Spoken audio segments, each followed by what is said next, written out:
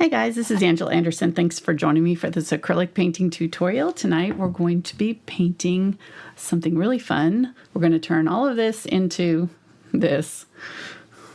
I'm going to paint a magical kind of forest scene, and I'm going to be doing it for beginners, so it's going to be really easy, and I'm going to show you how you can create this yourself. So let's go ahead and get started.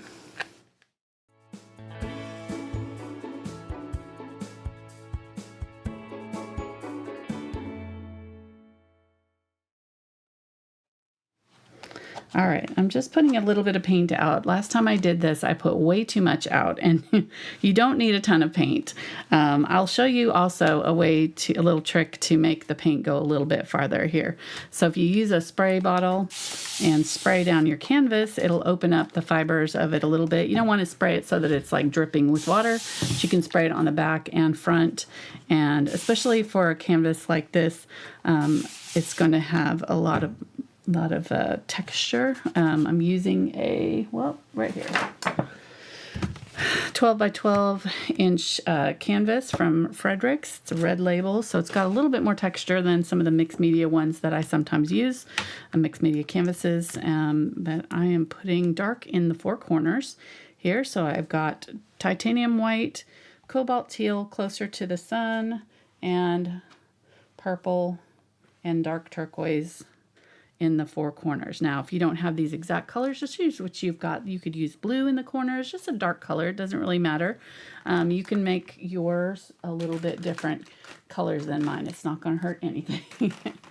Let's go over our colors. Speaking of, I've got carbon black, burnt umber, burnt sienna, quinacridone magenta, pyrrole orange, Indian yellow hue, cadmium yellow light, phthalo green yellow shade, cobalt teal, phthalo turquoise, phthalo blue green shade, ultramarine blue, and dioxazine purple. This is unbleached titanium, titanium white, and zinc white.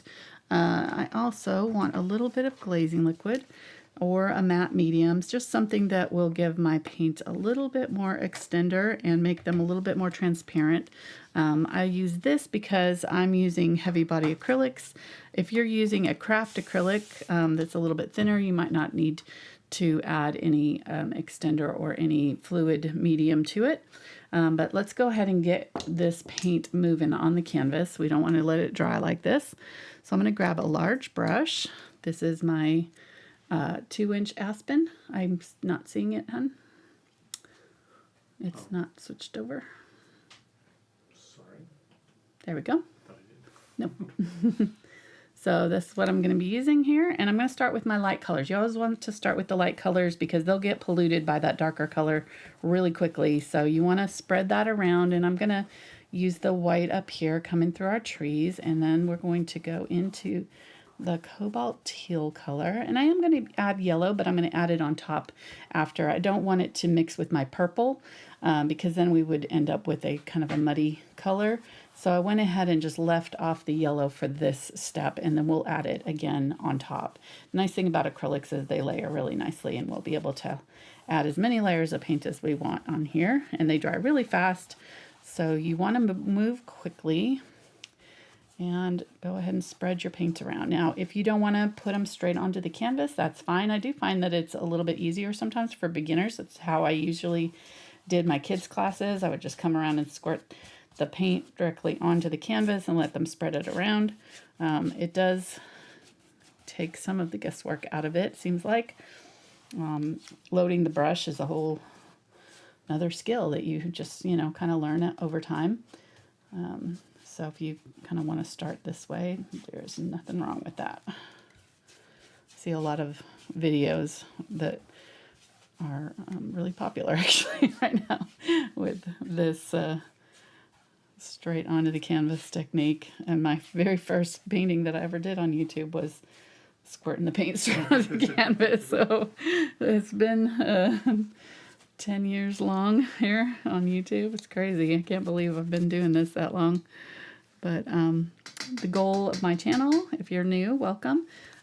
Really love getting to teach with you guys, share with you guys my love for painting, and help you in your artistic journey to kind of learned some tips and tricks. I've got, gosh, 700 plus videos on all kinds of different levels.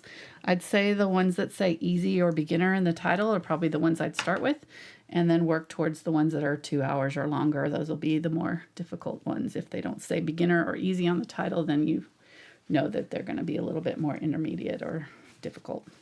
Tutorials, I wouldn't do that when one of those is your first painting. You might have a little bit of a tricky time. Okay, so I've cleaned out my brush and I'm going to go back in. This is still wet, so do this really quickly. Just spread it around. It doesn't have to look good. You can see that mine's not blended yet, and I'm going to start wiping my brush off, and it's going to pick up the paint as I do this.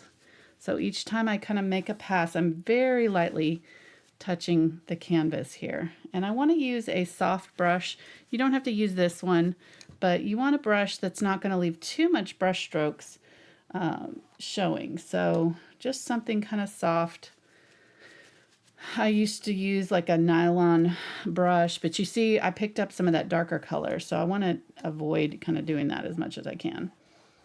So, and I don't have to have it really white in here. Actually, I don't know why I'm leaving that so white, because I don't really want that part to be all the way white. I want it to be kind of that light turquoisey color, and then we'll add our white on top. So I think that's gonna look good though.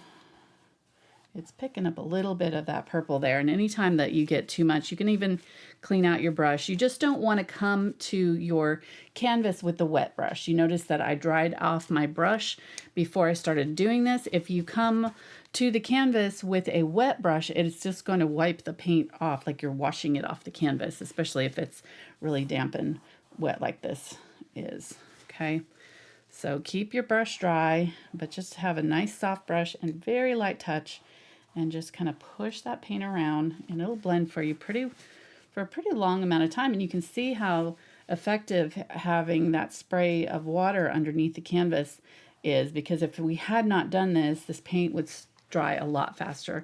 It would dry kind of almost instantly on contact with that really dry canvas, because it would suck all the moisture out of the paint, and so we wouldn't have as much time to play with the paint here. But I think that's good enough.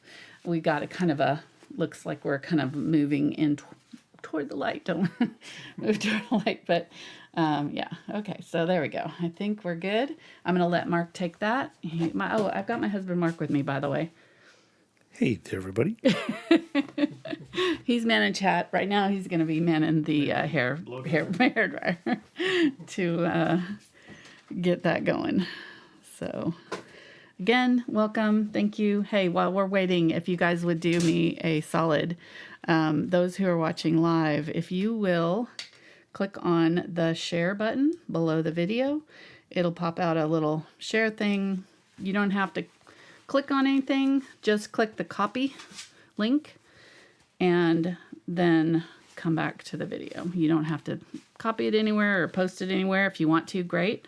But that actually tells YouTube, the algorithm, that the almighty algorithm, that you like my video and that you want to share it with other people. Kind of sneaky trick, but anyhow, it'll actually help. It's weird. I don't know. But, you know, we're waiting for Mark, so might as well. All right, I'm going to be using a sea sponge tonight. If you don't have one of these, you can use a like a hog bristle brush or something like that, like a brush with a lot of fuzzy texture, probably a little bit bigger one than this, just because this will cover a lot of space. So get, you know, as big as you can find. These are really cheap at the hardware store. They will shed a little bit, and you don't want to get these wet. So I've wet down the sea sponge, but these ones, if you're using them, don't wet them to do this next step that we're going to be doing. While Mark's doing that, I'll show you what I worked on recently, and my little, I don't know, I'm a proud grandma, but I've been working on a mural for my granddaughter's room, and this was her reaction to it. Let me see if I can play it without. There we go.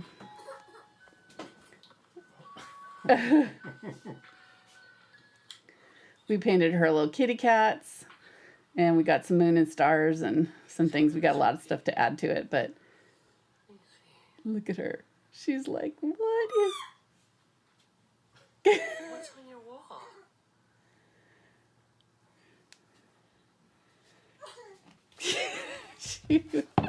All right, I won't. Stop. I'll stop forcing them to watch cute videos of my grandkids. But Cutest baby in the world. well, we weren't doing anything else. We were just sitting here chatting. All right. We're waiting on you. So I've been in here the last 5 minutes. all right. So we've got our background done, and now we're going to use some chalk to draw out kind of where we want our. Where did my chalk go? I just had some white chalk here. Did I drop it? Oh, there it is. It was hiding under my tube of paint. Right, I don't need that tube of paint over here. Okay, so we're going to do kind of some like little hillside. So little hillside here, and we'll have a tree coming up from there, and then we'll have kind of another hillside coming across here. Maybe dip a little bit and come up. And then we'll have another tree here and here, maybe coming down right here. Okay. And then we'll have another big tree back here. And then kind of that hillside coming down here. So we have kind of a light area right in this area where it'll kind of go toward the light. All right. So like that. And then back here, we'll just say there's like another level kind of a little bit farther up where we're going to have some smaller trees, thinner trees that come up here. And these ones will be very like faint. We won't see much of these ones, but we do want them back here so that we have a little bit of that depth in our painting. Okay. All right, that looks pretty good. It's doesn't look like a whole lot yet, but we'll get it there. And then as far as our canopy of trees, we're going to do them kind of like this. So we'll have a big one coming in here, and then we'll have the light source coming somewhere in here maybe. We may have put our light source a little low here, but I don't think it'll matter. And then we'll have the rays of the sun coming down through our trees. I actually might move it over here a little bit, maybe right there. Feels like that feels good. Okay, so we'll put some dark around it. If you missed, I did a video very similar to this one earlier this year. It was called Light Rays Through Trees, I think, or Forest Light Rays or something like that. So this one will be very kind of sort of a companion piece, not quite the same style, but this one's a little bit more fantasy than that one was. That one was based on a real photo, and this one is something that I drew up on my digital tablet. So it's just a make-believe forest. It's the forest of our dreams. Here we go. I'm in a weird mood today. Sorry. Okay. So I'm going to go ahead and put the far trees on here. We still need to add that yellow light, but I can do that on top of my trees. So I'm going to kind of think about that when I'm putting my trees in, and maybe pick a color that's a little bit the same color as this, like that kind of turquoisey color. Maybe do a little bit of white with it. I want it just a little bit darker than this light color that we've got going on here. So just slightly lighter than, or darker than, the background color that we're going on top of. So I'm using that Cobalt Teal, and if you don't have Cobalt Teal, you can use like a Phthalo blue, or a blue that's kind of got a green shade, and add a little bit of yellow to it and a little bit of white, and that'll get you something like a turquoise. And I'm adding I added a little bit of burnt umber to it just to make it more of a neutral color, you know, a little bit more of a brownish color. And so that may be a little bit dark, but I don't think so. I think we're going to be adding a lot of light rays over the top of these trees, and so I think I'm going to go a little bit darker than I think I might normally if I was just going to leave this color. Like if I was going to leave it and not put light rays over the top, then I might do this a little bit lighter to make it look farther away.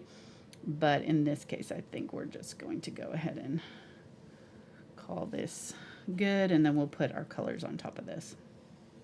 So I'm keeping these tree trunks really thin though. I don't want these to be thick, and that will make them look farther away too if they're really thin. All right, I'm gonna go one shade lighter. How you doing over there, honey?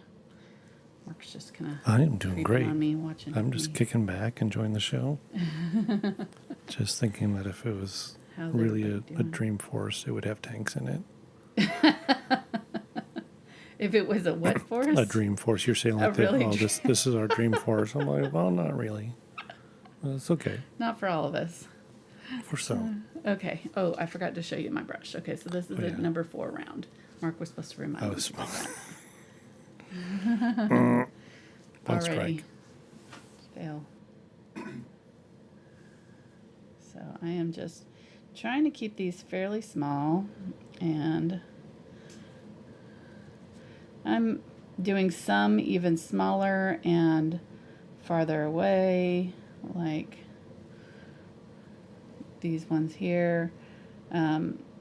There's a few ways you can trick yourself into thinking that there's something in the distance. So one of them is to use the same color as your background.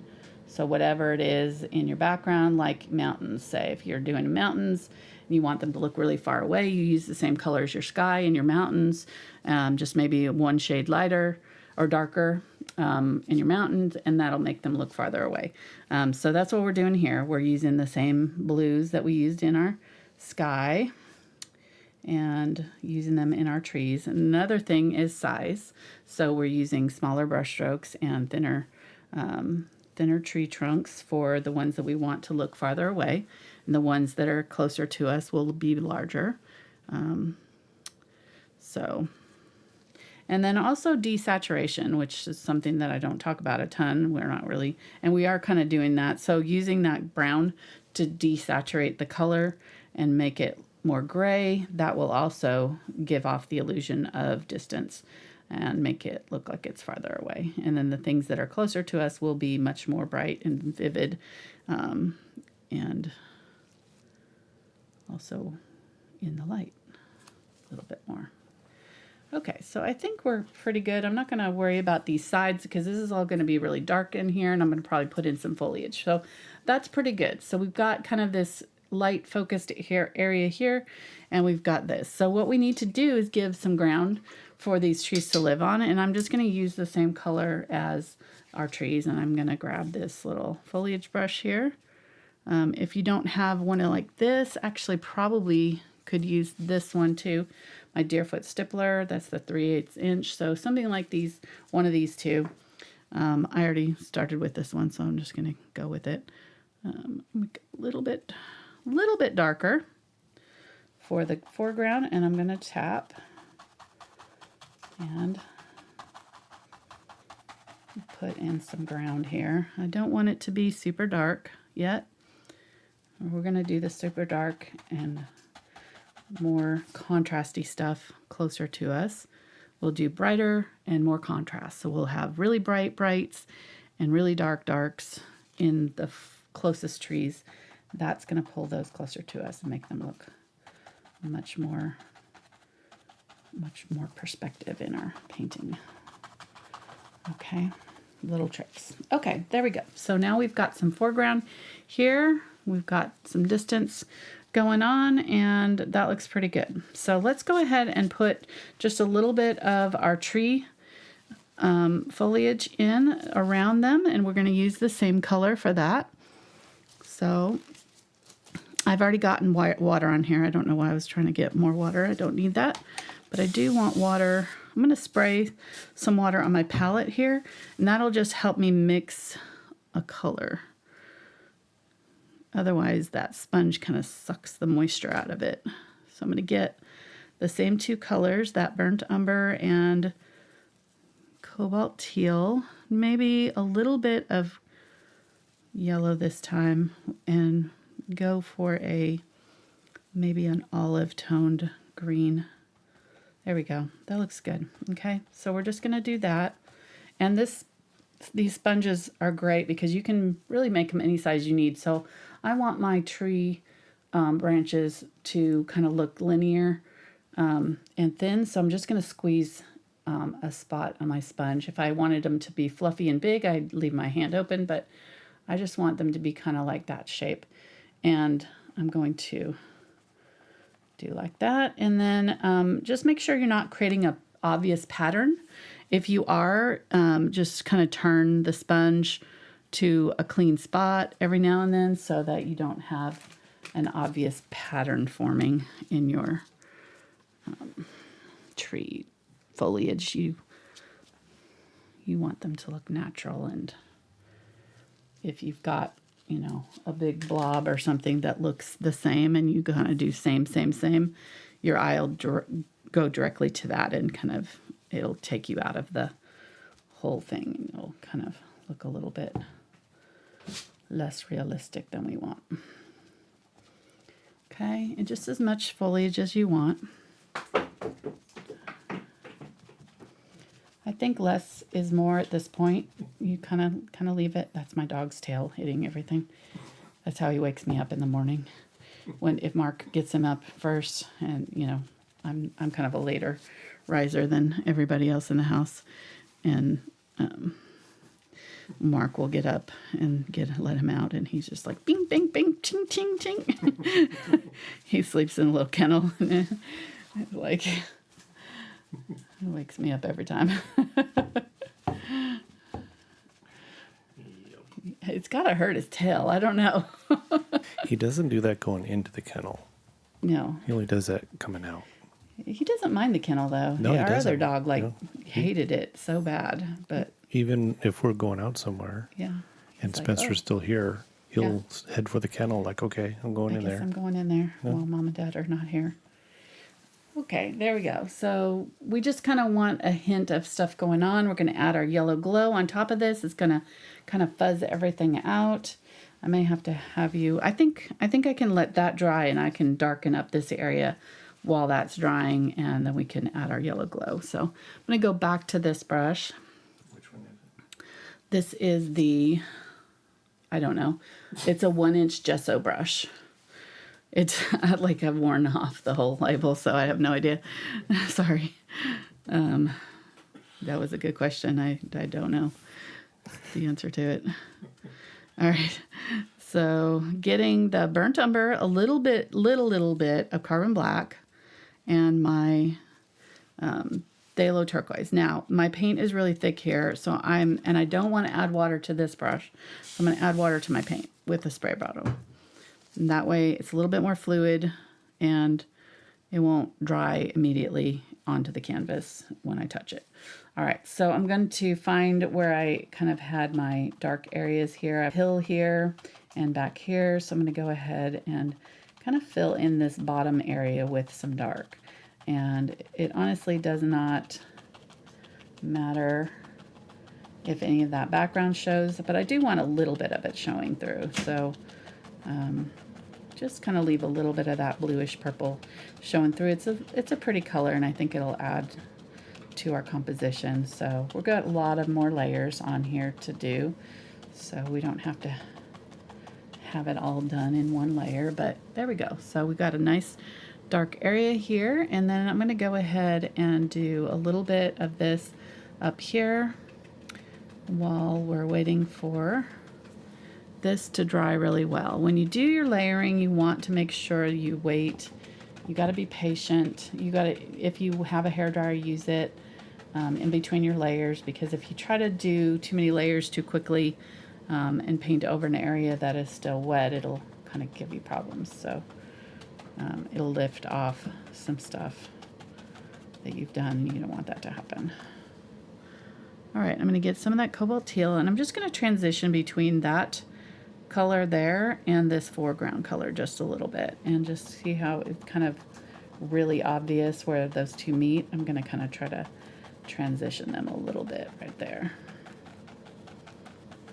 Okay, there we go. Now we have kind of more of a soft transition. This brush makes really quick work of foliage, and like I said, the only reason I'm using this one and not this one is that this is twice, 3 times, 4 times bigger.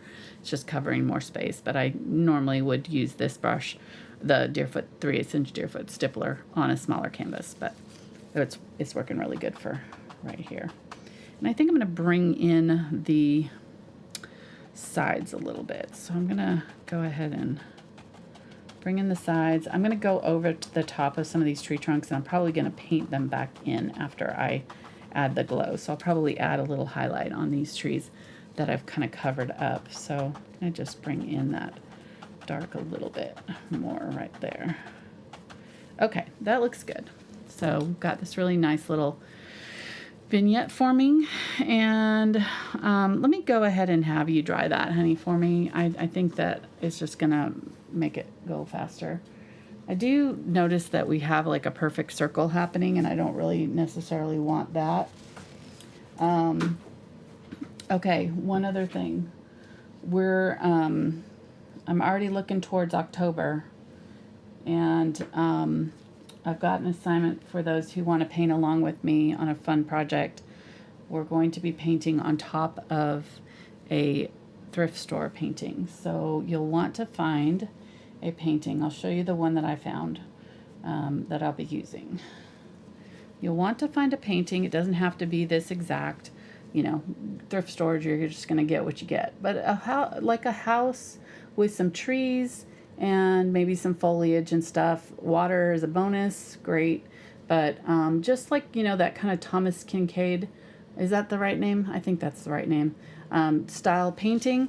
So if you want to paint along with me, we're going to do a really fun Halloween project for that, and that'll be probably early October or late September. So I'll give you plenty of lead time if you want to paint along with me, and mine is huge, so I don't know. I think I'm going to pre-record it though, because I'm going to have some time off for surgery, gallbladder surgery in October, and so I think that that's going to be a project that I'll be able to paint ahead of time, and then we'll be able to be in chat with you. I won't be painting, but I'll be able to chat with you. That'll be nice. Change, right? I never get to chat with you guys. I get to chat with my Thursday folks. And speaking of, I'll show you what we've been working on in my Thursday project. We just finished this one. This is my $10 Patreon group. We work on a project all month long. So this took us 6 weeks to get this done. Lots of detail. Our little kitty cat's in there. And lots of birds and all kinds of fun stuff. And these longer projects take, you know, I think probably close to 12 hours for that painting there. So a lot more detail in those ones than I can do on a Tuesday night, you know, with y'all. But we have a lot of fun. So if you want to interested in that, you can check out down in the description of the video. There's a link to my Patreon, or Mark can pop it up on the screen if he's listening. I don't know. I think he's listening to me. Patreon. There. That's thankful. But yeah, there you go. He's not listening to me at all. I was listening. Uh-huh. I thought you wanted them to go to your website. Well, yeah, you can go to my website and see. Yes. And then they can go go to my website. It'll take you to Patreon from there too. Sign up. Yeah. Yep. Man, go ahead and take good. it off. I am so good. Thank you. You're welcome. All For being right. so good.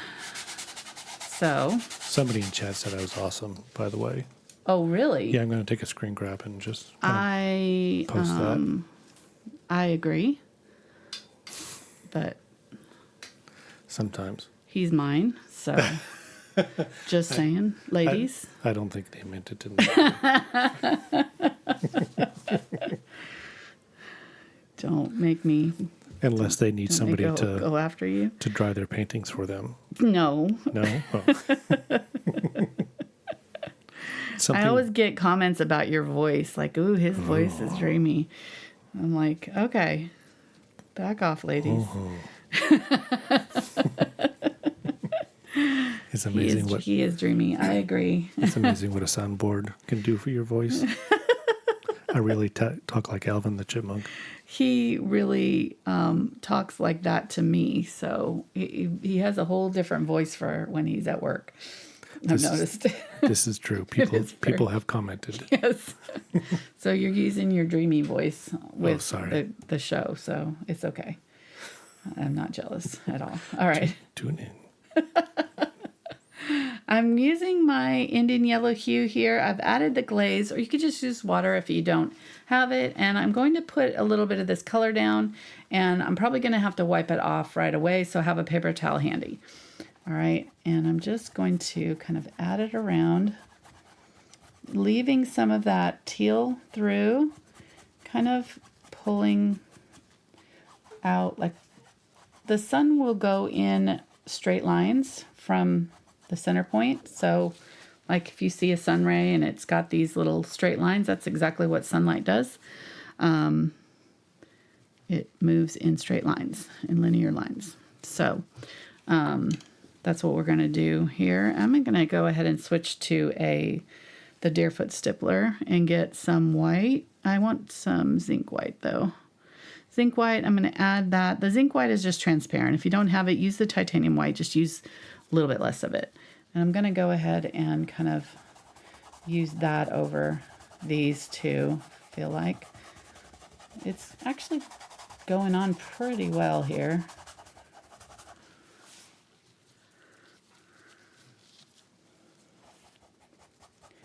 So I just want this area here to be a little bit softer, and the more white I add on top, the more these trees will kind of disappear a little bit. Love that color already. Isn't that pretty? That really added a lot to it. So let's add that kind of orangey glow too.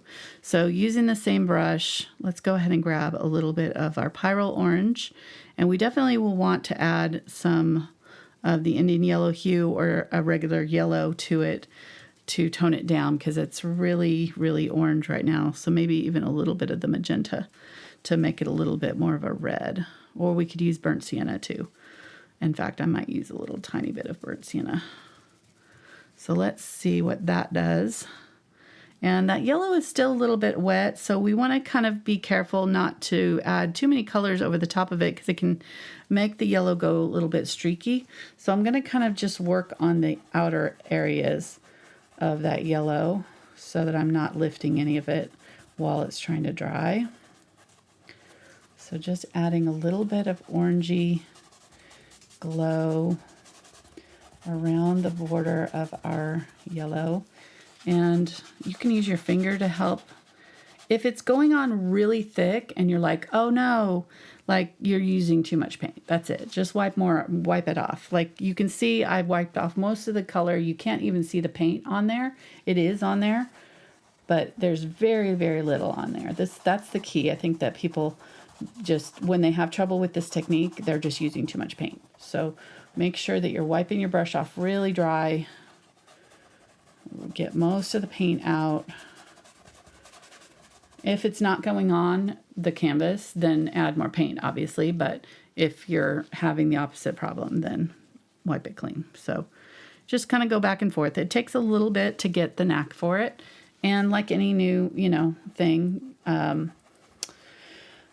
it just takes time and practice, to get the hang of some of this stuff. So give yourself a break. Just be bad at it for a little while, until you figure it out. It's normal. And kind of know that going in, I think maybe takes some of the pressure off of you to get it perfect the first time you try it, Nothing else we do in life, we think, okay, I'm going to do this perfect the first time I try it. But somehow with art, we kind of don't let ourselves be a beginner. We just kind of feel like we have to get it right from the beginning, or we're just not doing it right. And so I'm here to tell you, it takes time to get good at this stuff. I've been doing it 30 years and I still have days where I feel like it bites me. So just do the best you can. If it doesn't turn out the way you want to, well, at least you've learned something and you can try again another time, and hopefully next time it'll be better. You can kind of ask yourself, what do I like about it? What did I do good? And, give yourself a pat on the back for that part of it. And then if there's something that you think you did, that you want to change or would do differently next time, then kind of search out tutorials and things that will help you reach that goal. You know, there's all kinds of different techniques and tutorials. If you had trouble with certain parts of the painting, then you can look up things to work on. You know what to work on next time, you know. If you're having trouble controlling your brush, well, then maybe you want to do some brushstroke videos or something like that. I'm grabbing some of this same colors that I was just using and just adding, oh, thank you, to round, adding some white. And I'm going over some of these. I'm going to highlight towards the light. So my light's here. I'm going to highlight on the branches that are facing the light.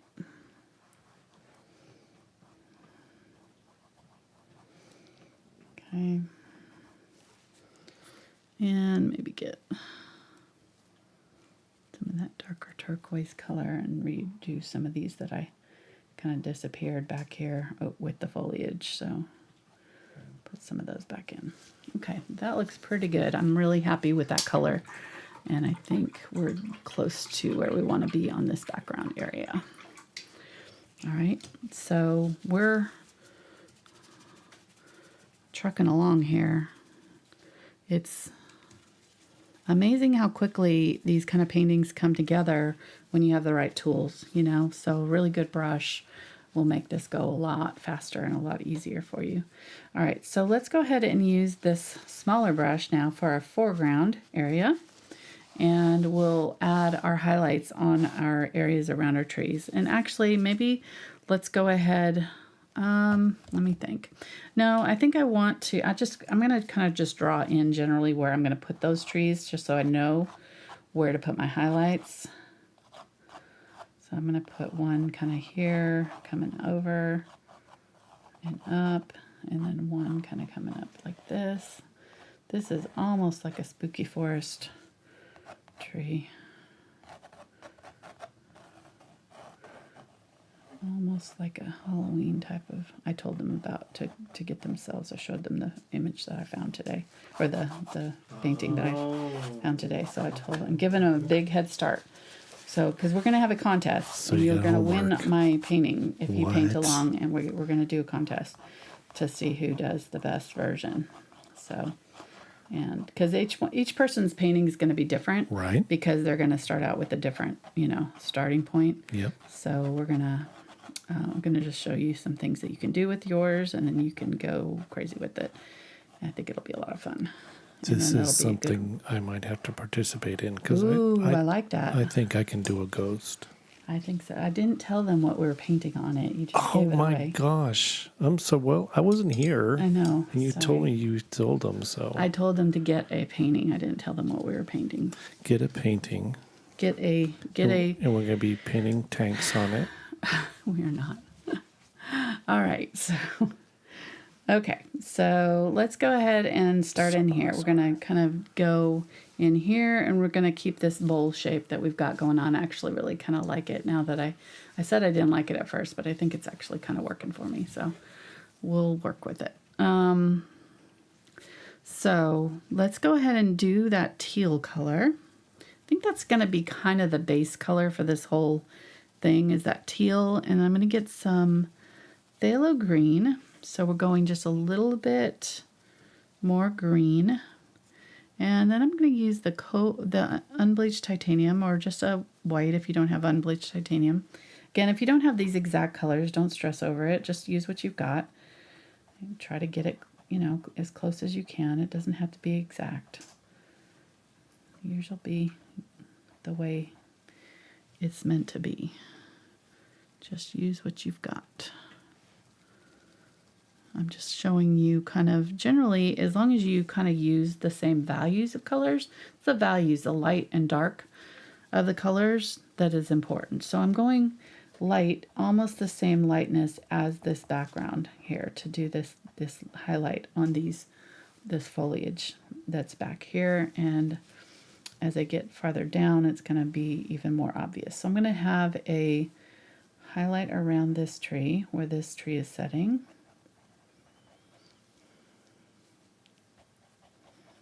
kind of in front of it. And maybe the tree is kind of setting back there. So this foreground here is going to be, maybe bring it up just a little bit right there. And I don't want it to be in a straight line too much, so make sure that you kind of leave it a little bit fuzzy. And I'm tapping up and back. Mark had a lesson in this weekend.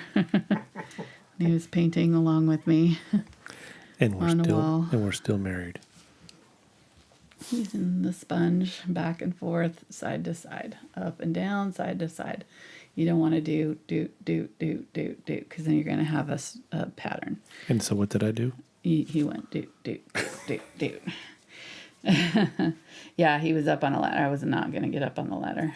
But then I ended up having to get up on the ladder, which I don't like doing. And I had to spot you. Yeah, he spotted me. And we were both happy because I wasn't making you stressed and you had somebody to catch you in case you fell. Exactly. Yeah, we were both happy. Painting is stressful. I mean, It can be. And I think it's just the newness of it and the feelings of like, oh, I'm doing this wrong, you know. I get it. I've you know, but I think that we're harder on ourselves than we need to be, you know. I think that we just need to go in with a little bit more knowledge of, or just a little bit more grace for ourselves, and just kind of know, okay, we're probably gonna suck at this for a little while until we get better at it, you know. So just let yourself be you know, a beginner, and kind of know that it's gonna be a little bit trying and tricky at times, and it may not always turn out the way you want it to, but that learning anything worthwhile is gonna involve a little bit of pain, you know, whether it's falling down on a bicycle or playing the wrong musical notes or a painting that doesn't go as well as you wanted it to. But these tutorials, I really try to set you up for success and teach you things that I didn't know when I was first starting. Things like, you know, to let the paint dry in between layers and things like that. Like, I didn't know you were supposed to do that with acrylics, and I was trying to paint like Bob Ross and putting paint down and spreading it around and thinking that it was gonna, you know, be good forever, and then I'd end up with these gummy messes of paint that was all gummed up, and all it needed to do was dry in between layers, and then we would have been fine. But I didn't know that. All right, so I've added the turquoise and the phthalo green here with that cobalt teal color. I added a little bit brighter yellow up here, and then I'm going to use some, I noticed that like I don't have any kind of just green, so I'm going to kind of go in here and add some green, maybe in some of these areas here, just to have kind of a transition between my really dark area and my light. I don't want to get rid of all this dark though, so I'm carefully building up these layers and adding the lighter colors gradually. Okay, but that's already looking amazing, huh? Right? It looks like a little forest glade.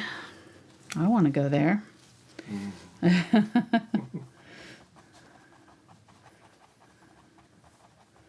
Came across this, man, I'd be getting out my picture, my camera. All right. You could add little bunnies, you could add a little deer. I have paintings where I have like a little, you know, forest thing very similar to this, but more space between the trees, and there's little deers. I've got a couple paintings like that, so you could get real creative with this however you want to. All right, let me see. I want to add my tree trunks. I guess I'll use, I feel like I want a medium size flat brush, if I can find one. There we go. So something like this. This is a 4 flat. I think that'll give me a good bladed edge, and then I can turn it on its side. Or you can use a round brush and just, actually this one will probably be easier. Let's go ahead and use this because that one takes a little bit of work to get controlled. this is the 4 round that we've been using before, that we use for these trees back here. All right, so let's do the foreground trees, and I want them to be kind of a purpley blue, green kind of tone. So I'm just gonna kind of mix my dark colors together until I get a tone that I like. So I'm gonna mix all 3 of those, maybe even some phthalo blue here, why not? And then a little bit of black. Don't go too hard on the black right off the bat though, because it'll take over everything. So I probably added a little bit too much there. I want it to look kind of like a color. Yeah, that looks good. Okay, you can kind of see the undertone if you kind of brush it across your palette there and find a thin area. You can see that it's kind of a navy blue. That's the color I want. Kind of like this color up here. Maybe it's a little bit more purple up there, but you get the idea. Okay, so let's go ahead and do these ones. And I'm just going to do the outside of one side of it and work my way up here. And as I go to the top, I want to use less and less pressure on that brush so that I'm getting smaller branches up toward the top of the tree. And you could switch to a smaller brush if this one is stressing you out. If you use a smaller brush, you can't get as big of a brush stroke, so you are almost guaranteed a little bit more success with that. Okay, and then as you come down, you're going to get thicker and thicker. Okay, and I'm going to give it some feet kind of to come in, and we'll leave kind of a triangle shape right here at the front. So those roots are coming towards us. They don't come too far down though. They kind of stay almost level here. They might come down just a little bit right there. Okay. And then I'm going to try to mimic the shape here. So as it comes in, I'm going to kind of come in. As it goes out, I'm going to go out and just make it a little bit wider. And you can draw this ahead of time if you want to. I will have a traceable that you can trace this on to your canvas if you want. Picking up a little bit more water here, and let's go ahead and branch it off here. Already looking very magical. Okay. So somebody was wondering in chat, do you remember how many layers in your Procreate this is? It is a lot, because I started with the background and then I did, I think, 3 layers on each of the trees, because I did layers for, I did it very similar to what I've been painting here. Very similar to how I'm painting it. Adding the background layers first. The background was solid teal in my other one, so that is something that I changed because I was having trouble getting it to look the way I wanted it to, so I ended up having to add a lot of other layers on top. If I had done a little bit more, hadn't just had a solid layer in the background, I might have had an easier time of doing some of the other things on top, but I got there in the end. But yeah, there was, I want to say, at least 3 layers on the trees themselves, at least 2 layers on the grass, and 3 or 4 layers for the background in the trees. So about a dozen or so. Yeah, about a dozen probably. It's about right. And then the fireflies and things were another probably 3 or 4 layers, because I did different colors, and I tend to, when I do the layers, I want to have control over each, color and things. So anytime I'm changing my each element brush, anytime I change the element or the brush, I usually do a new layer so that I can edit it and make it lighter or darker. And I know that you have layers you're not using. You created, you looked at it, was like, well, no, that's not what I'm going for, and then, Yeah. and that's That's the beauty of digital for sure. And it was nice because it's a nice way to design. Like I'm finding it very helpful for doing stuff like this where I had an idea. I looked up some AI images because we did the AI earlier this month or last month. I can't remember, with the girl AI video, which was really fun. But the AI images that I was getting out of my prompts that I was putting in were not what I wanted. And so I just was like, well, I took all of them and kind of took the best parts of them and then took what I wanted and made it, drew it myself, which was kind of my intention to begin with anyways. But because I don't like using an image just straight up anyways anymore. I'm always altering it somehow, just so that I make it a little bit my own, even when we're using royalty-free images, from Pixabay and places like that. I still like to edit them on my tablet now that I'm kind of learned to Procreate a little bit and am getting better at it. It's a lot easier than it was when I first started doing it. At first, Mark can attest, I was like, what the heck? I was like, I hate Apple. Why? So somebody is biased against Apple to begin with. I do. Yeah, I am. And, that's a whole other philosophical discussion later. Yeah. But there's a lot of things that are just done differently. Not saying it's better, not saying it's worse, it's just different. And if you're not used to it. Their photo editing is terrible. Period. You can't even change the name of a photo on there in their photo editing, in their photo app. Okay. So there you go. That, to me, no. But Procreate's amazing. So it's worth the problem. And the iPad is the only...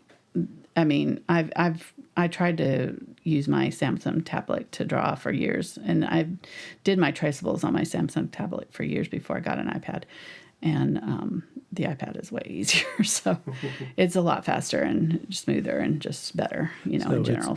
So what we can say is having the right tool for the job. Yes. You don't cut a steak with a fork.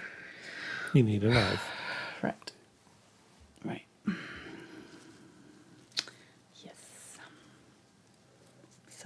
Back to our regularly scheduled painting tutorial. Yeah, no, this is not an Apple iPad commercial. They're not paying me enough for that. They're not paying me anything. Right, $0 is definitely not enough. But hey, Tim Cook, if you're listening, send us over some. Just saying. We'll give them away as prizes to our... There you go. Oh, that would be awesome. I love that. How fun would that be?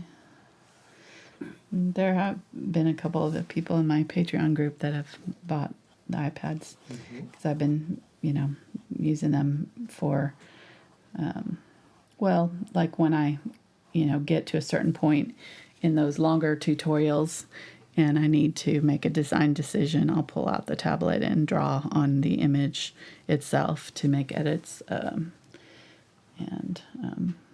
make, see what I want to do before I put paint to canvas. It makes it really, really much easier to make an informed decision and get your composition down before you put the paint on the canvas. All right, so I'm just talking while I'm doing this, but you're seeing what I'm doing here, so it's pretty it's just a process of getting these. This is probably the longest and most tedious and maybe the most stressful part. I get it. It takes some time to get comfortable with these smaller brush strokes. One thing that I would say is if you are not able to get these thin lines on your brush, it's probably because your paint is too thick. So that is the number one problem that I see beginners have, is they're not adding enough water to their paint. This water should come off my brush without any pressure. I should be able to get a line, nice long line without any pressure. If it goes onto the canvas and is sticky and thick, Or if you see these little, I'll do it on purpose and you'll see what I mean. I'll use a little bit thicker paint here. Okay. Take all the moisture out of my brush. So I've got thick paint on here, and I'll do it on this brush here in the thickest area, and you can see what I'm talking about. But you can see how it is. You see how it's dragging on there? And it's got all these open spots all along it. That means your paint is too thick. It should flow off of it. If it's flowing, it's going to go on much more solid. You're not going to have that breaking up of the color. You're not going to have those kind of dots of uneven coverage on your canvas. I ran out of this color, so I'm just mixing up a little bit more, but you get the idea. Okay, I'm going to make this one a little bit smaller because it's a little higher and a little bit farther back than the other ones. It'll just make it look a little bit farther away if I make it a little bit smaller. Okay. So you can make up your own trees. You know, go look at some pictures of trees, or go outside and take some pictures of the trees in your yard. For this one, it's helpful to have ones that you can see all the branches, you know, because we're kind of putting in the structure of the tree, and then we're going to put on the foliage on top of it. So we're putting like the bones of the tree in, and then we're going to add the skin to it, or whatever, an analogy. So this is actually a photograph taken at the last family reunion of Stickman's family. Is that right? Yeah. Okay. I like it. It was a big party. Yeah.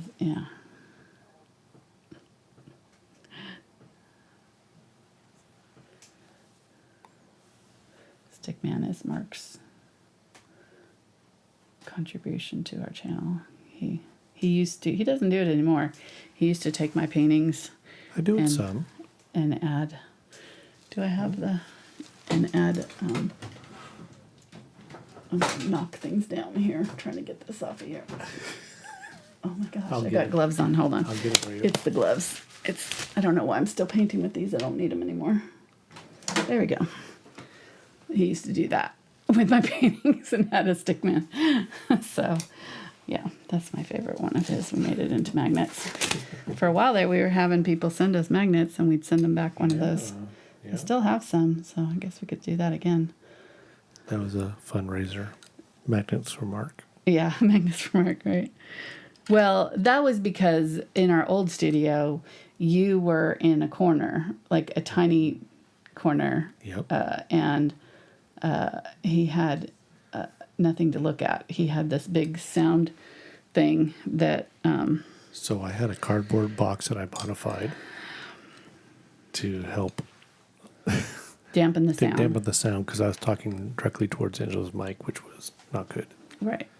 And she, being an artist, could not stand it. No, I couldn't.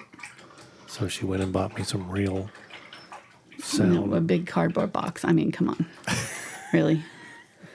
Yeah, so I bought some fancy metal soundboard things, but they were metal, and so we put magnets all over them. So, yeah. End of story.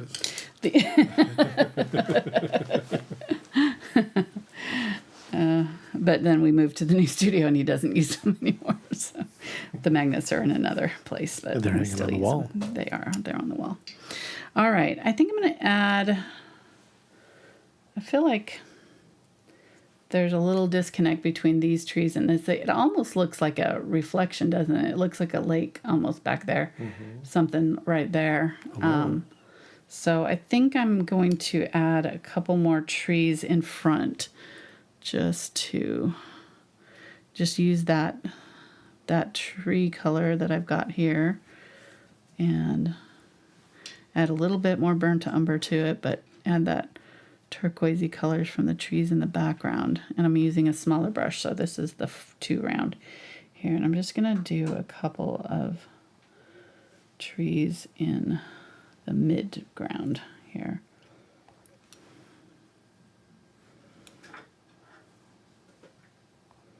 Just a couple of them.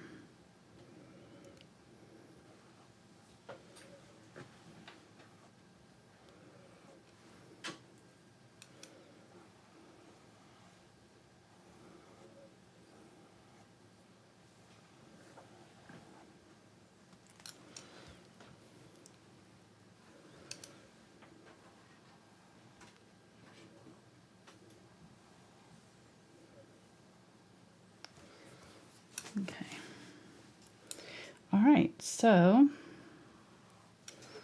we are almost there. We're just going to add a few more little touches and we will be done. This is the hard, like I said, the hardest part here. We're done with the hardest part. Yay. We did it. You can add as many tree branches as you want. It's up to you.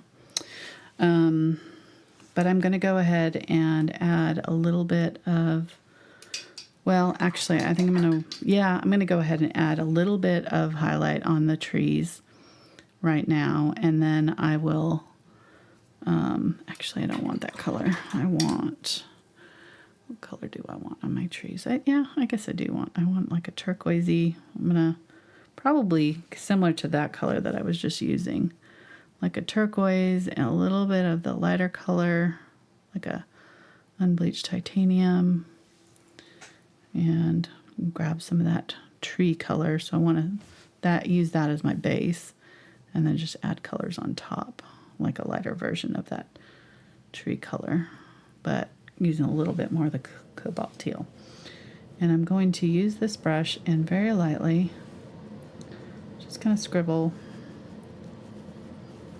toward my light. So all the areas that are hitting the light. So this, on these trees, it's going to be on this side, right? And then on these trees, it's going to be on this side, facing each other.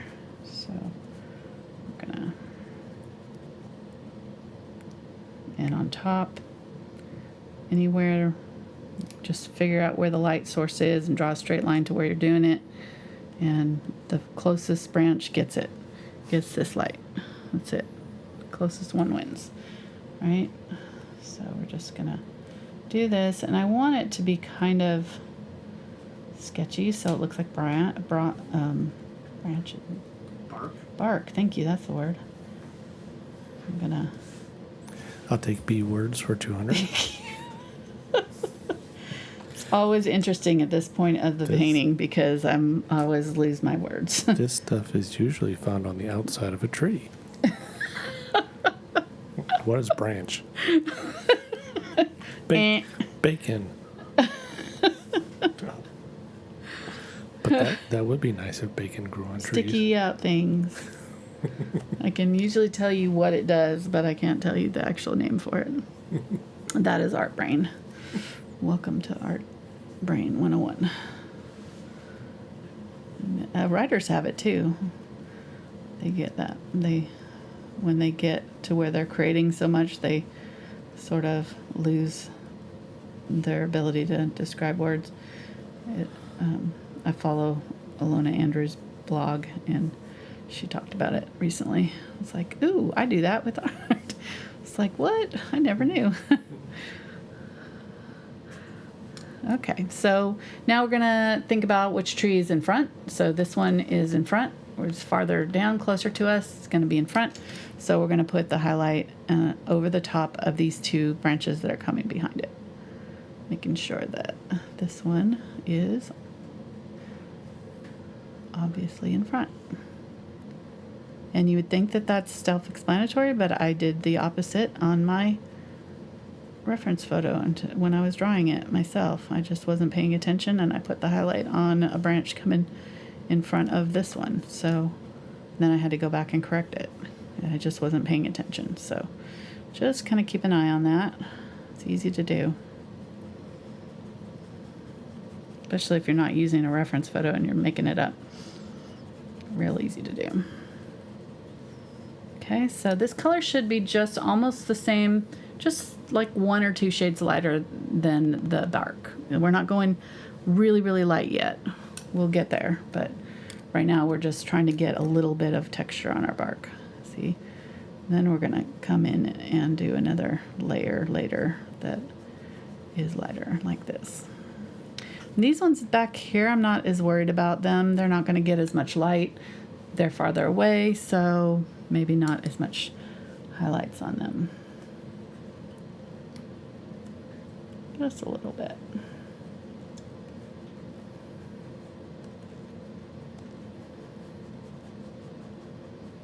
Okay, how are we doing for time? Okay, good. Now we're doing good. Okay, I want to make sure that these get a little bit light too.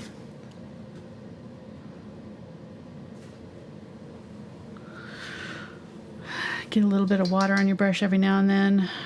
That paint dries it out as you're working. And again, if you're not getting enough texture, you can switch to a more textured brush, but as long as I'm kind of doing little sketchy brush strokes and really just kind of scribbling with it, it's working pretty well. And just kind of have a brush that's thin enough to fit in this area pretty easily. Okay, looks good. I'm going to take a damp paper towel and just dab off any of the chalk marks that I still have on here, trying not to touch any wet paint. Make sure your background is dry before you do this. All right, that looks good. Good. Nice spooky forest. All right. And then one thing we can do too, which I didn't do on my drawing, but I noticed that I missed, is on some of the reference photos that I was looking at, is to have a shadow on these trees. So let's mark out where we're going to put our sun, which is going to be like right there. Okay. Then we're going to do a straight line from wherever that tree is and down.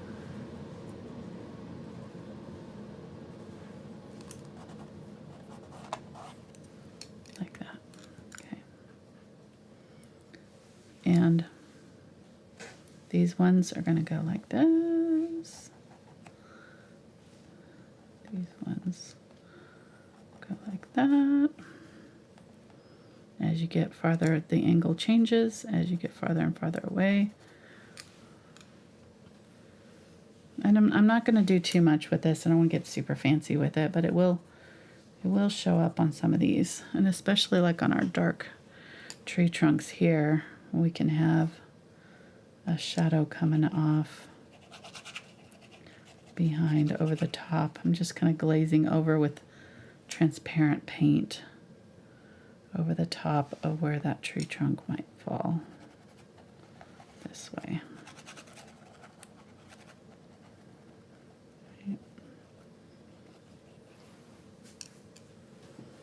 Good. So with the Firefly thing, is it a sun or a moon?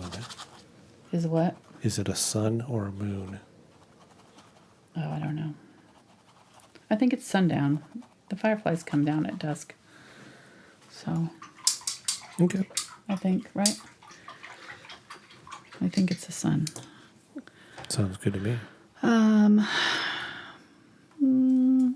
Speaking of fireflies, I want a brush that will be, okay, I'm going to just use this one. This is the 1/4 inch blender. It really doesn't matter, honestly, what you use, as long as you can do a small circle with it. And you want to, if you have a brush that has a little texture, that will help. So like a brush that is like a stiff bristled brush like this or like this. I might actually use this one for some of them. I don't know. This is the 6 Scumpler Select. That one is probably going to be too big. I want them to be pretty small. So I might just use this and just kind of do it, dab it on with my brush. Or let me see. I've got a little 2/0 round that'll do it, I think. Okay, so we have our forest on here. Let's go ahead and put in our sun rays. I'm going to go back to a brush that is fairly large. I want to be able to do these large sun rays coming down through my trees, and then we'll put in our branches over the top, so kind of, interrupting that light a little bit. This is the 8 Filbert. Let me go ahead and grab the white and some zinc white. Now the zinc white is transparent. The titanium white is obviously not, but I want to add a bright spot right here. So I'm going to use that first just to kind of do a little dab of white, and then I can either use my finger or use the brush very lightly to brush around.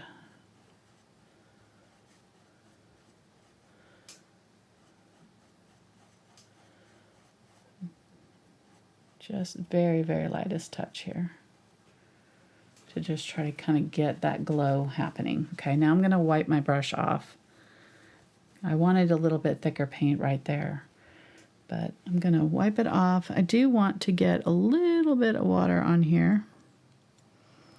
I want this to be thin, so when you brush it across your palette or whatever, you should be able to kind of see through it. See how it's kind of see-through? That's when I know I've got it kind of the right consistency. So I'm going to aim for here, and then I'm going to do this one kind of coming across right here. So I'm going to do one there.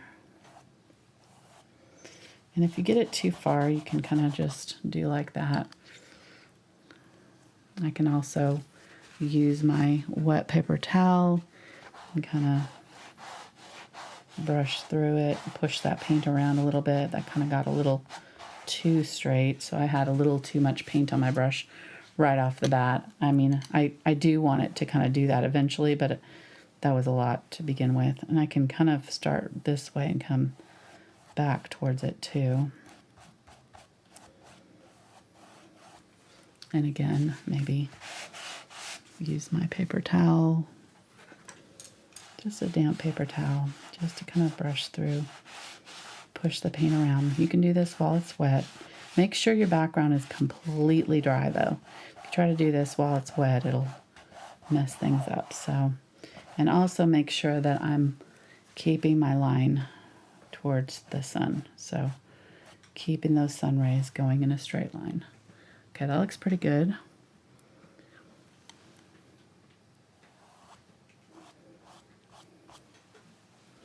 Maybe that one's going off.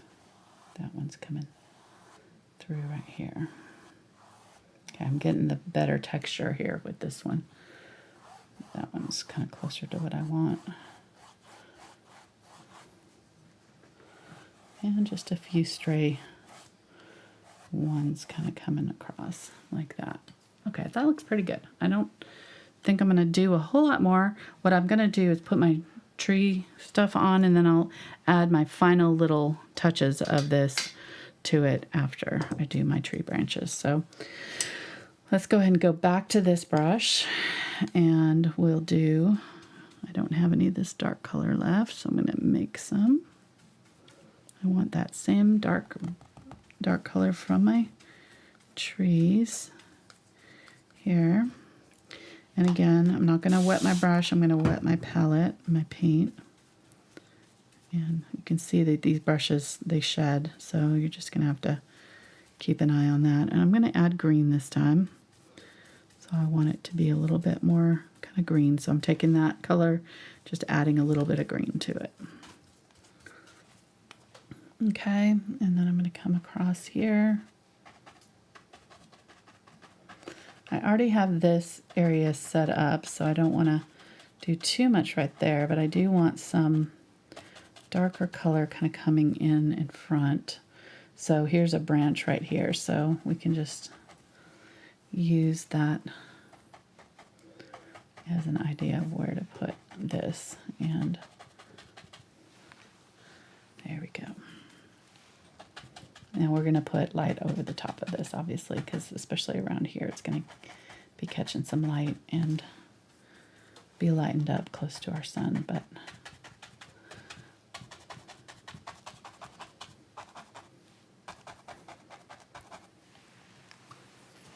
okay, I think we're good.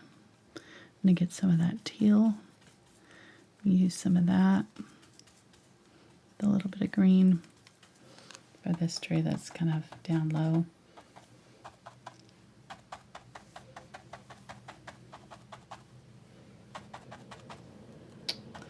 And I'm going to bring that up just a little bit right there. Okay, that looks good.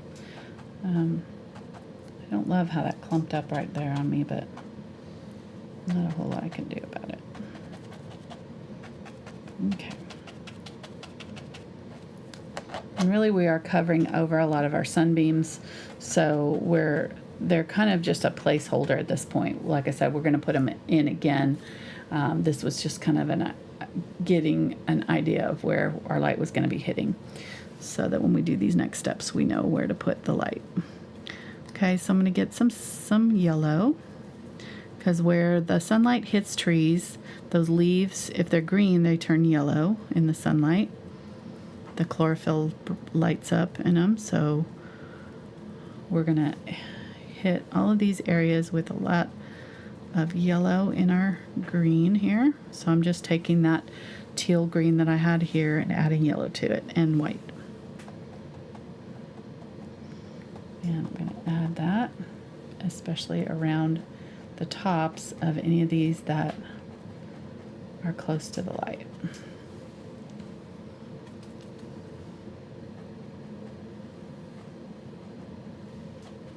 Don't have to do this very much, just a little bit. And I think I can go even brighter yellow. There we go.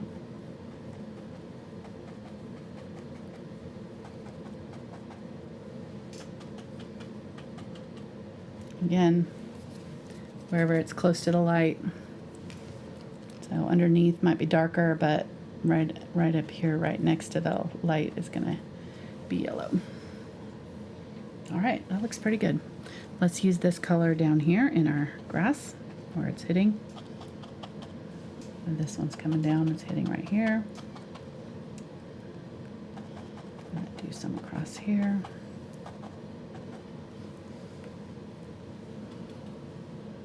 And right here.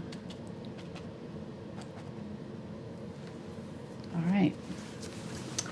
It's looking good.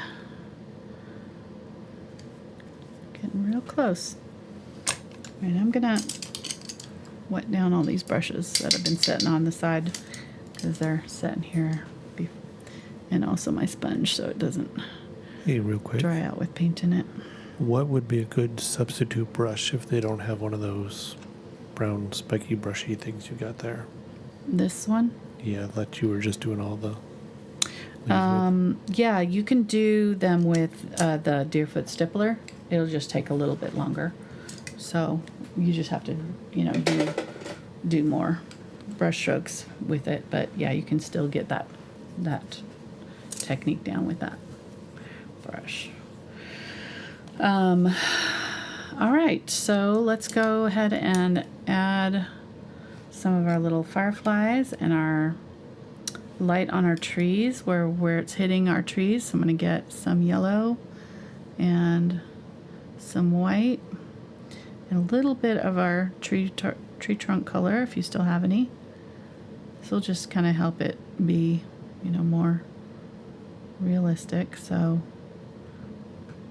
not a lot of yellow, but just like a lot of white and the tree trunk color, a little bit of yellow. Okay, so those tree branches, I can still see a little bit right here. So it hit like right here on my, so I'm gonna, anywhere where that light was really hitting the tree as it crossed over, I'm gonna add some of this light yellow to my tree trunk, close to the edge. Okay.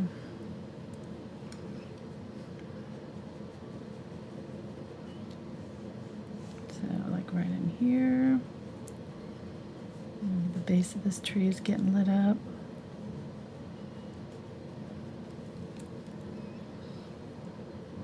Right there. The whole area that's getting lit up right there. This one's got some area right here that's really bright, right here, right here. And this will also make this part of that tree look like it's coming out towards us too, because the light will hit wherever it's kind of coming forward slightly also. I kind of got a little thick right there with that paint, so I'll fix that. But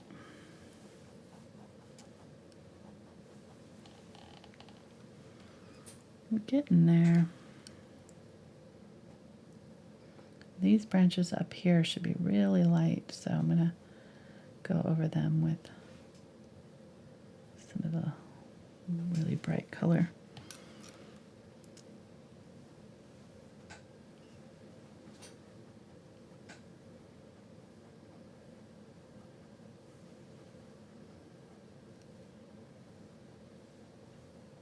Anywhere where I'm seeing that that light might be hitting it.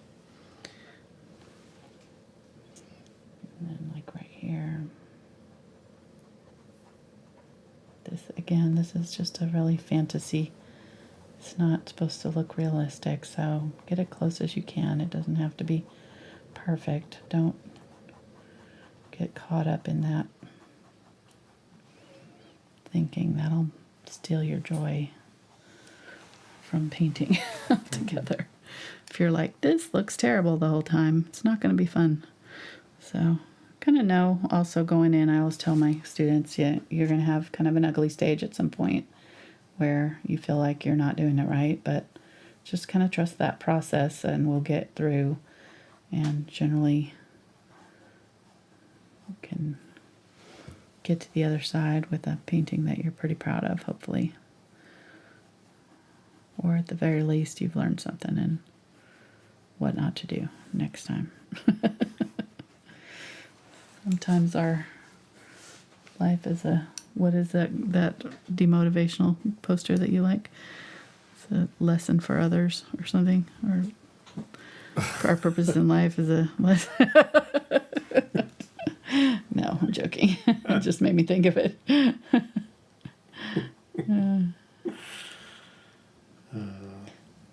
What is the demotivational poster you have in the yours? one that I have? Yeah. So it is a picture of a board with some nails that are bent, and the board is dinged like the hammers hit the board instead of the nails. And it says, oh man, I'm trying to like what the title of it is. I'll come back. Hold on. Okay.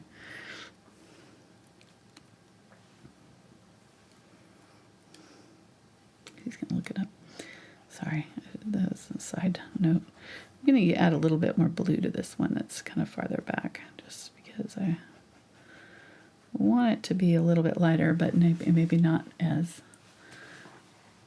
maybe a little bit more purpley. Okay.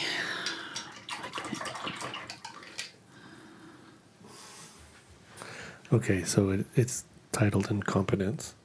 And it says, when you earnestly believe you can compensate for the lack of skill by doubling your efforts, there's no end to what you can't do. Don't know why that made me think of it. And that hangs in my office as a reminder not only to me, but many of my coworkers, even though they may not know it.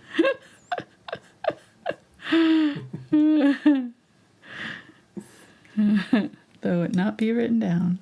But then the one that I really like is it has a row of pencils, and 3 of them are dull and 1 of them is sharp, and it says, looking sharp is easy when you haven't done any work. I love that.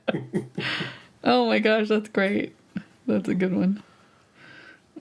Yep, see, there you go. That's a good one for us too. All right, you never paint a bad painting if you never paint at all. So there you go. Exactly. Yeah, that's what I told Angela. That you gotta paint some stinkers to get there. And yes, there is something to be said that you know, if you keep trying and doing the same thing over and over again, you may not get anywhere. But that's what these videos are for, because I have been there, done that, and I kind of know, hopefully, how to help guide you through some of the pitfalls that I've had in my artistic journey. So that's the whole thing with these tutorials. You're like, I don't want to paint other people's art. Well, you got to kind of start somewhere. And if you paint other people's art for a little while, paint these tutorials and learn, then you can do your own thing in time. But if you just jump in there and try to do your own thing and don't have the skills or knowledge of how to do it, then you're going to have a much harder time. Right. It's just like chefs. When they start learning to cook, they're cooking from recipes. Right. They're copying other people's work. Yep. And then once they get the skills down and they understand how it works, then they can make their own recipes. Right. Okay, just making a very, very light green here with the yellow and white and a tiny bit of the green. So just going each time just a little bit brighter.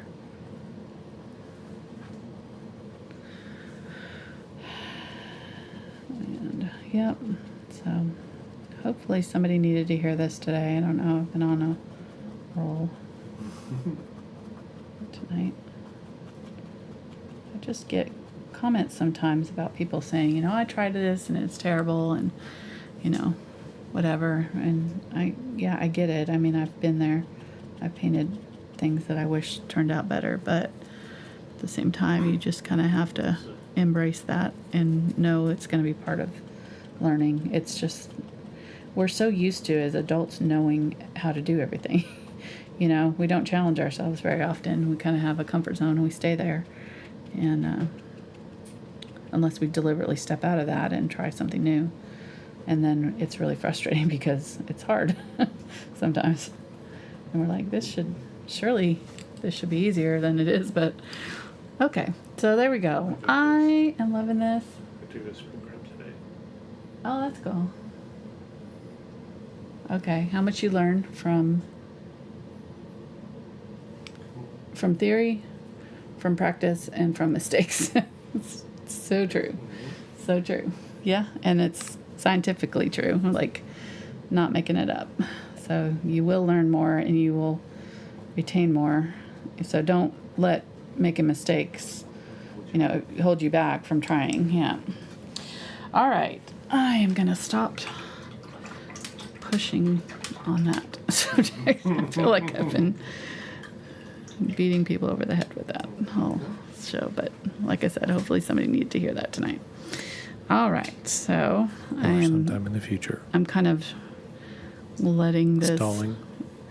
Well, yeah, just stalling for time, letting this dry because I have to let all of these dry because I want to do the next layer, which is adding like a little bit of the brown reds back into the glow.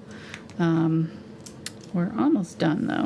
So let's go ahead and while that's drying, I think we can do some of the glowing stuff from our, well, hold on. I don't know. I'm trying to figure it out. Give me a second.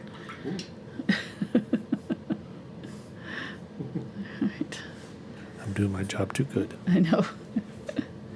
I'm not there yet. All right, I'm going to use the turquoise and my zinc white because it's transparent.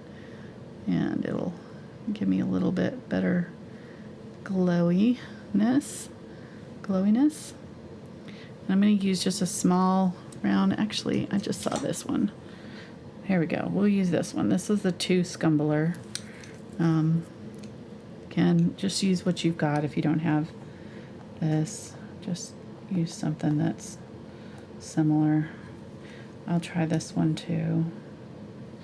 This one's a little bit finer point. So what one is smaller. This one is the 2/0 round from the Aspen brush. So these ones are a little bit heavier. So what are you... let me go ahead and let me do this. Let me start with splatter, and then we can build the fireflies around the splatters. I think that'll be a good place to start. But actually, let me go ahead and use this fan brush with this zinc white here to put back in my sun rays.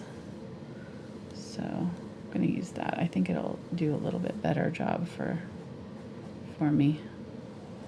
I can use it on its side if I want it thinner.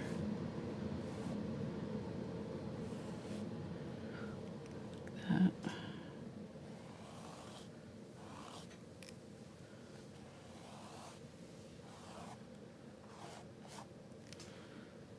it doesn't have to go in front of everything, so some of it's going to go kind of behind some of these tree limbs.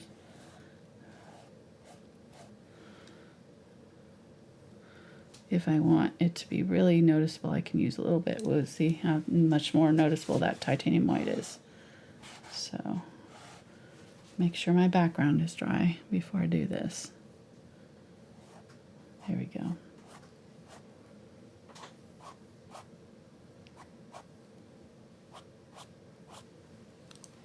Okay, and I don't want to do too much of this because then it's just going to be a bunch of white lines through, and I think that's what I kind of did on my example. I kind of did too many white lines here. Okay, using the yellow. Okay, that's it. I'm going to stop there because I think I'm already approaching too much. Okay, so let's go ahead and get the white. I'm going to go ahead and get a little bit of that yellowish color too. White. I'm using my fan brush here. Clean those up. And I'm going to splatter.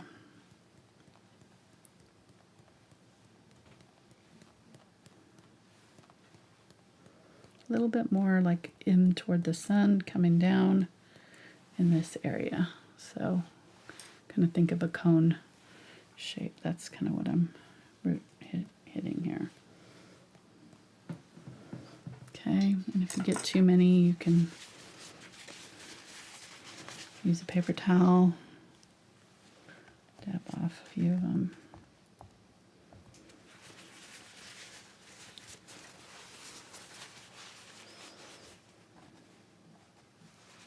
Just make sure you don't rub, just dab.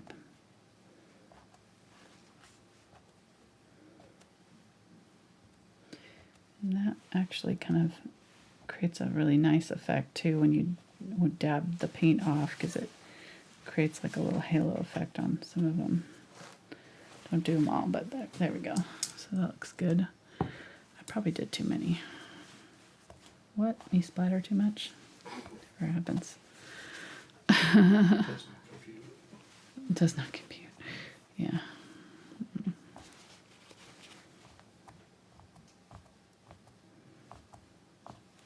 Okay. Oh, see, I rubbed somewhere in there. I'm going to have to take those off because I rubbed when I dabbed in that area. Okay. There we go.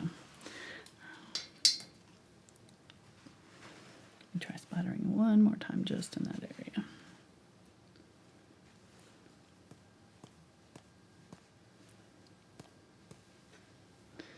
If it's not coming off, you just need to add a little bit more water, a little bit more paint to the brush. There we go.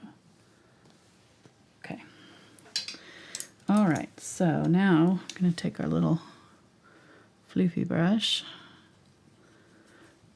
and just different colors and kind of dab around, create some little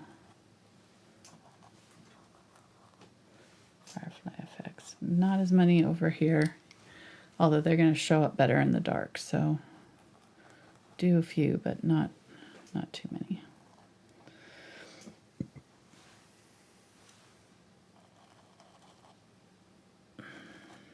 Okay. Cute. Let's get some yellow and white. Maybe some of the Indian yellow. It's got a little bit more of a gold tone. Go around those green ones.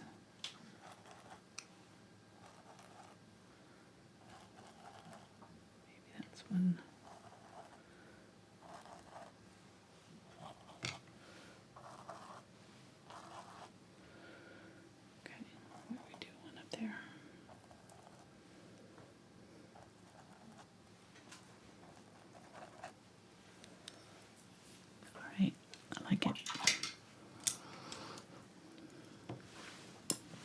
Get the little brush and then go in and just carefully dab in a little center on call the fireflies.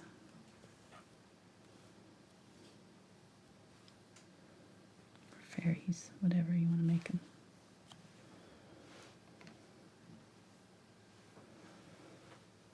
I think that's good.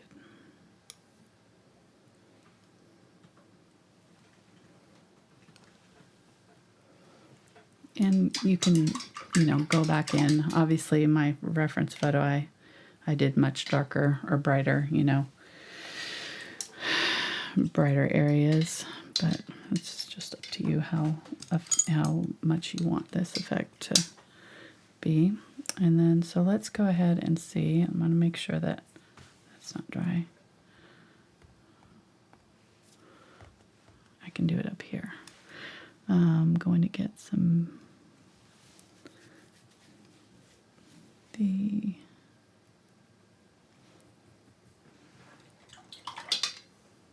magenta. And use that up in here. And just very thinned out. So I want a little bit of glaze, because if you thin out the heavy body acrylics too much, they won't stick well. So I'm gonna spray my palette and clean it off. So I've got a clean spot here. I'm trying to get done here. This is taking me longer than I expected it to. But there's a lot of little detail here. You can add mushrooms too if you want. I was thinking about it, but I ended up not wanting to do mushrooms. But if you want to, you can add them to yours, or any forest critters or anything else that floats your boat. All right, so a little bit of burnt sienna and my magenta here. And I'm just going to add it just on top in some places here.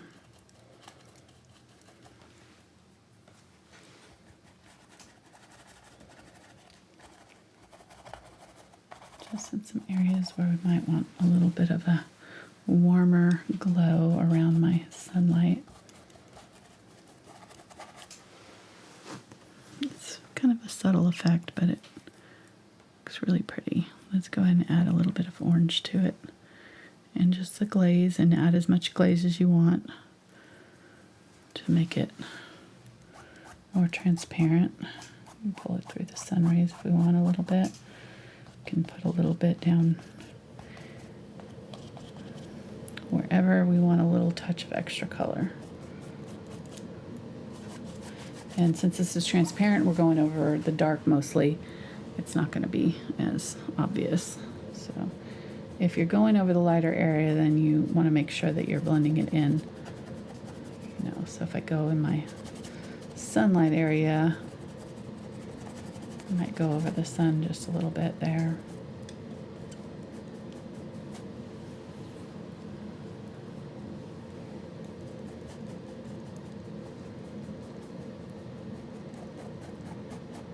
Just make sure that I'm blending it out, okay? Then let's go back in with my sunlight. And I'm going to go ahead and kind of lighten up that area right on the sun. I'm kind of going to dab it so that it's like dappled light, maybe. And think maybe this is blocking it, so it's coming out underneath a little bit. And maybe there's a little bit coming down here.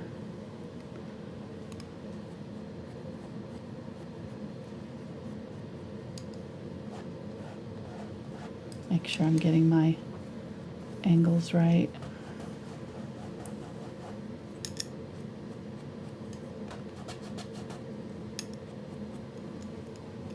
There we go. Yeah, I like how that you're doing this all in very light layers, right, building it up, because when you think about it, the light is deep. It's not just a single plane. Right. In the forest, and so that you're giving that illusion of every infinite layer right. of the sunlight through the forest. And you can only do that by a little bit, by a little bit, by a little bit. Yeah. Okay, I think that's pretty close.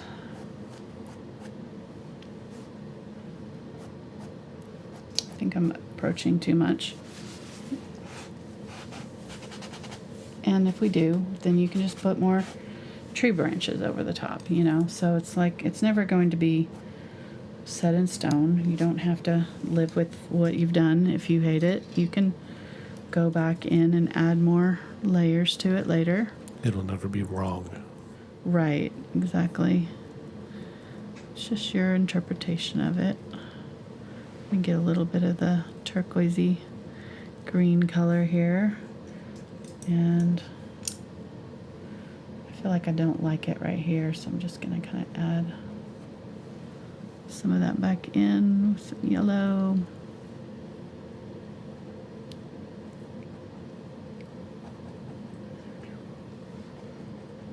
Bright yellow here on just a few little bits that are really close to the sunlight there. Okay. This is Deerfoot Stippler, sorry, yes. Thank you. Remind me, I grab them. Don't remember to tell you what I'm doing, so sorry. Even though I did it too good one time. Like, what were you doing? And I was like, I don't know yet. Sit down, be patient. Yeah. Okay. I'm trying not to get too much of my shadow areas too. I'm trying to keep an eye on that because I had those shadow areas that I was trying to do. Okay, so let's add just a few little flowers. I want to use some of my magenta and maybe a little bit of the orange and some of the white. Create kind of a light pink, and that's why I added that glow, because then when we do it down here, it's not going to feel like it's like, whoa, where did that color come from? We're gonna, you know, feel it. It'll be up in this area too. Oops, did not mean to do that. I was trying to wipe that off and hit my brush. I got over the top of one of my fireflies, so I didn't want to do that.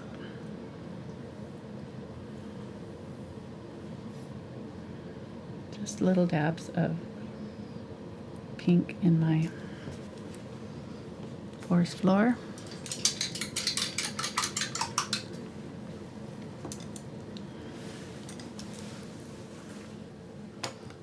I'm going to go back in with a little bit of Zinc White with my stiff bristled brush here and brighten up some of those fireflies just a little bit.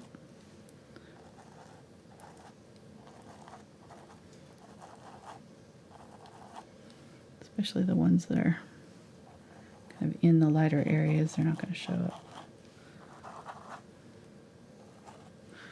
very well. Okay, looks good. And then I can use a little bit of the orangey pink color to kind of go around the outside of some of them. Or yellow, whatever color you choose. I think I used kind of a orangey yellow in my photo. You can use a little bit of that Indian yellow hue. Go over a few of them with that. Warm them up a little bit. That white just helps kind of make them show up, and then we can add color on top of the white. That's why I did that first. And then I'm going to go back with the white and dab in the centers of them again, because I've lost my bright centers of them because I've added so many layers of color.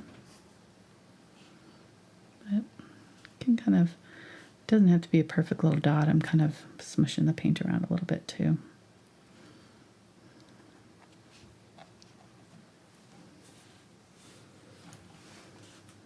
Create a little fuzzy halo of white around it. Okay. Fun. Fun. Lots going on here. I'm going to go back in and add some little, well, do what I wanted it to. Dabs of white here and there. You can add little daisies if you want to get fancy, you know. Add actually little petals or maybe some little yellow buttercups or something.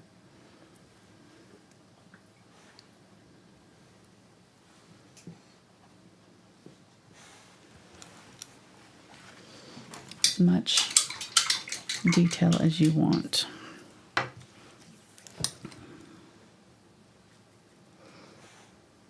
Get my yellow and my white. I'm going to use this smaller brush here to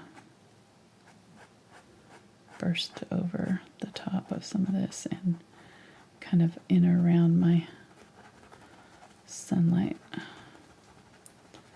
It was looking a little scraggly right there.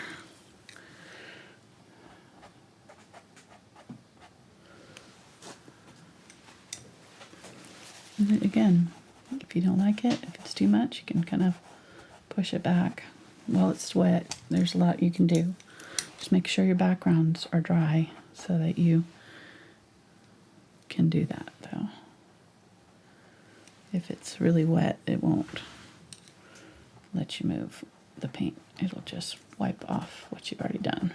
What she's saying is that it's very, very important to make sure your underlayers are dry. Yes.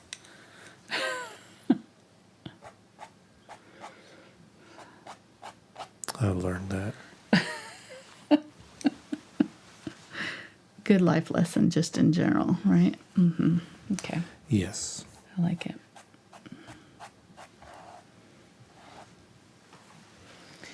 All right, I'm going to stop with the sun rays because I feel like I'm just doing too much now. I am doing too much. Probably. Maybe. I don't know. I like it. I like it. I think I don't love that color.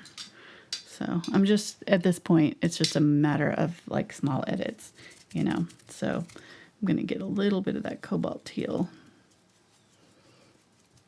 and just kind of tap that back over that green right there.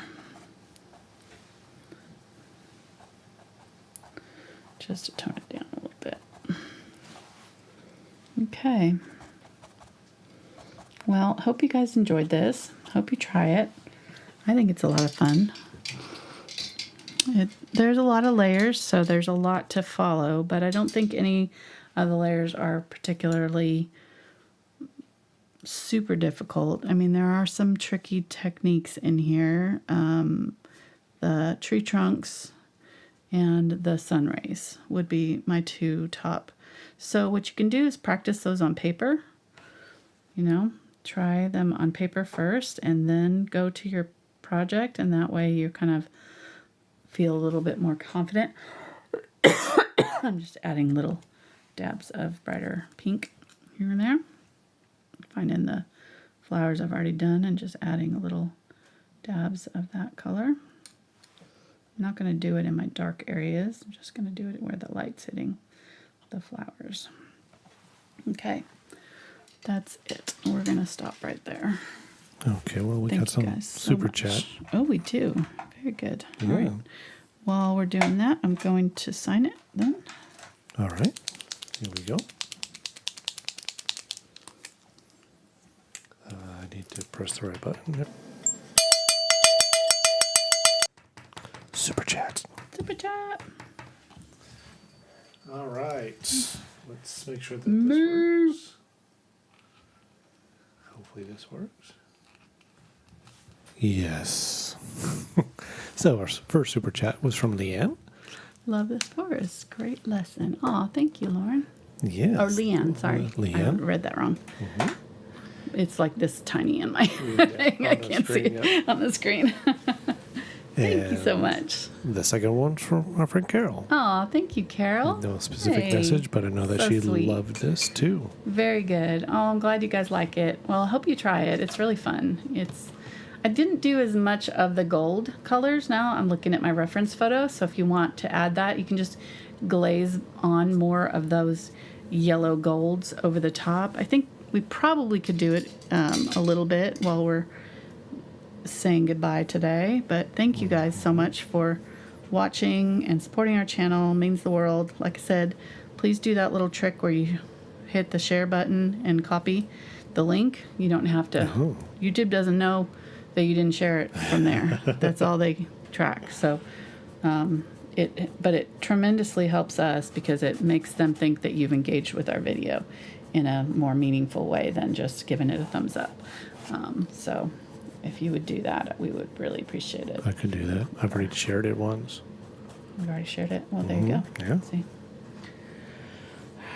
All right.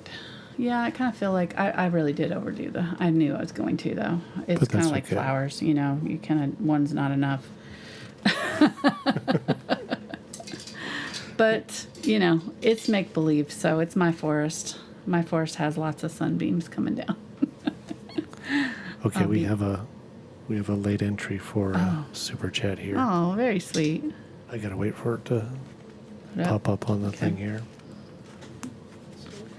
I'm gonna lighten that up. I just don't like that being so dark right there. So I'm gonna use that light turquoise right there and just dab that over.